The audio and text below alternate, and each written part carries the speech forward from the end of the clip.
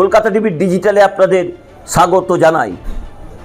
উন্নয়নের নাম করে নরেন্দ্র মোদী সরকার বেশ কিছু জায়গাতে যেমন প্রাকৃতিক পরিবেশের ওপর আঘাত হানছে, তাতে নব সংযোজন হচ্ছে আরাবল্লী পর্বত। শিল্পপতি বন্ধুদের পকেট ভরাতে উত্তর পশ্চিম ভারতের ফুসফুস এই আরাবল্লী পর্বত, সেখানেই নির্মাণ শিল্প এবং সড়ক পথের উন্নয়নের জন্য বেশ কিছু খনন কার্যের কাজ চালাচ্ছে। এর ফলেই ফুঁসে উঠেছে হরিয়ানা, রাজস্থান, গুজরাটের বেশ কিছু পরিবেশ প্রেমীরা।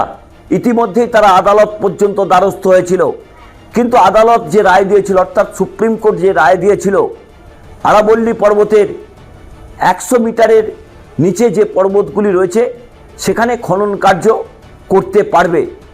কিন্তু তথ্য ঘেঁটে পরিষ্কার করে দেখা যাচ্ছে আরাবল্লী পর্বতের প্রায় 90% পর্বতই 90 মিটারের নিচে। তাতেই কিন্তু একটা দুরাশা তৈরি হয়েছে, তাহলে কি আরাবল্লী পর্বত ধ্বংসের মুখে চলে যাবে?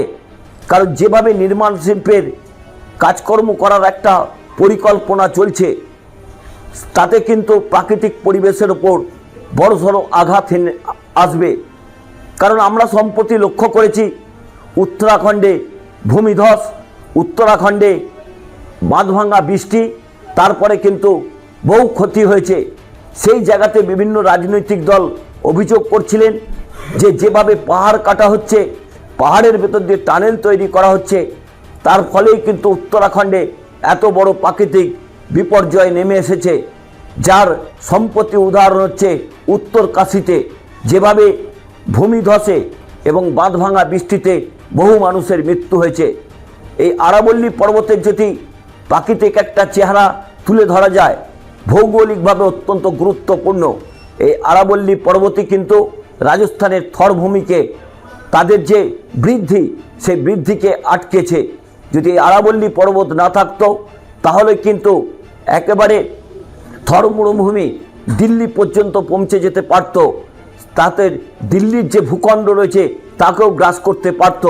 কিন্তু যেভাবে নরেন্দ্র মোদী সরকার শুধুমাত্র ব্যবসায়ীদের সাহায্য করতে, ব্যবসায়ীদের কাজে লাগাতে, তাদের বন্ধুদের যেভাবে এই আরাবল্লী পর্বতের খননের একটা প্রক্রিয়া চালাচ্ছে, তাতেই কিন্তু বিভিন্ন পরিবেশ প্রেমীরা বারবার বিক্ষুব্ধ হয়েছেন। এই আরাবল্লী পর্বত প্রায় 1,30,000 বর্গ কিলোমিটারের উপর বিস্তৃত, কিন্তু যদি এই খনন কার্য চালানো হয় তাহলে কিন্তু প্রকৃতির উপর আরও বড়সড় প্রভাব পড়তে পারে। তাহলে নরেন্দ্র মোদী সরকার যেভাবে আম্বানি আদানিদের বিভিন্ন অরণ্য বেচে দিচ্ছেন, তাহলে কি আরাবল্লী পর্বতও সেই শিল্পপতিদের হাতে চলে যাবে? তাহলে কিন্তু বড়সড় বিপর্যয়ের সামনে পড়তে পারে ভারতবর্ষ। কারণ হরিয়ানা, রাজস্থান, দিল্লি সহ বিস্তীর্ণ এলাকায় এই আরাবল্লী পর্বতের প্রাকৃতিক যে পরিবেশ, তা কিন্তু সেখানের ভৌগোলিক মানচিত্রে অত্যন্ত গুরুত্বপূর্ণ। সেখানেও পর্যটন একটা গুরুত্বপূর্ণ ভূমিকা নেয়। কিন্তু আরাবল্লী পর্বতের খনন কার্য করতে গেলে যে পরিমাণ ক্ষতি হবে, তাতে কিন্তু ভারতবর্ষ ভৌগোলিকভাবে যথেষ্ট বড় বিপদের সামনে পড়তে চলেছে। কিন্তু গত কয়েকদিন আগে পরিবেশ মন্ত্রী ভূপেন্দ্র যাদব জানিয়েছেন সুপ্রিম কোর্টের নির্দেশকে মেনেই তারা কাজকর্ম করবেন। আরাবল্লী পর্বতের মাত্র 0.19% তারা খনন কার্যের জন্য ব্যবহার করবেন। কিন্তু তাতেও পরিবেশ প্রেমীরা এই মন্ত্রীর বক্তব্যকে কোনো মতেই মান্যতা দিতে চাইছেন না। তারা বলছেন শুধুমাত্র শিল্পপতিদের পেট ভরানোর জন্য, শিল্পপতিদের মন রাখতে যেভাবে আরাবল্লী পর্বতের ওপর আক্রমণ হানানো হচ্ছে, তাতে কিন্তু শেষ বিন্দু দিয়ে পর্যন্ত তারা এই আরাবল্লী পর্বতকে রক্ষা করবেন। তবে এখন দেখার উত্তরাখণ্ডের মতো যদি আরাবল্লী পর্বতেও একই রকমভাবে এই খনন কার্য চালানো হয়, তাহলে প্রাকৃতিক বিপর্যয় কত তাড়াতাড়ি নেমে আসবে তা নিয়ে কিন্তু শঙ্কিত হচ্ছেন পরিবেশ প্রেমীরা।